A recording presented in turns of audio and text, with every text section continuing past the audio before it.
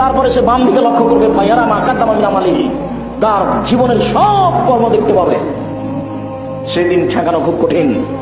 বিচারের মাঠে আল্লাহ যদি আপনার উপরে সন্তুষ্ট থাকেন, এইগুলো আপনাকে পড়ানো হবে। পড়াতে পড়াতে আল্লাহ তাআলা বলবেন, আজ আলামা কাতাবাদি, আমার লেখকেরা কি অন্যায় করেছে? তুমি কি মনে করো যে এই পাপ করনি তবুও ফেরেশতারা লিখে দিয়েছেন, এটা মনে করো?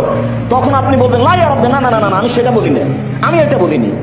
তখন আল্লাহ তাআলা বলবেন, আউযুরুল্লাহ, তোমার কোনো আপত্তি আছে, আমাকে কিছু বলতে চাও? তখন আপনি বলবেন, লা ইয়া রাব্বি, না, আমি আপনাকে কিছু বলতে চাই না। তার মানে আপনি পাপ স্বীকার করবেন। তখন আল্লাহ বলবেন, শোনো, সাতারতুহা ফিদ দুনিয়া, ওই পাপকে আমি দুনিয়াতে ঢেকে রেখেছি। তুমি মানুষের পাপকে ঢেকে রাখতে, এই জন্য আমি দুনিয়াতে তোমার পাপ ঢেকে রেখেছি, কাউকে দেখতে দিনি। বিচারের মাঠে গাফারতু লাক, আমি তোমাকে ক্ষমা করে দিলাম, তোমার পাপ কাউকে দেখতে দেবো না, জান্নাতে যাও। বিচারের মাঠে আল্লাহ আপনার পাপকে ঢেকে রাখবেন কেন? আপনি দুনিয়াতে মানুষের পাপ, মানুষের দোষকে ঢেকে রেখেছেন, এই জন্য। আমি যদি বুঝাতে না পারি, আমি অক্ষম। রাসূল সাল্লাল্লাহু আলাইহি সাল্লাম 1450 বছর পূর্বে এই কথা বলে গেছেন।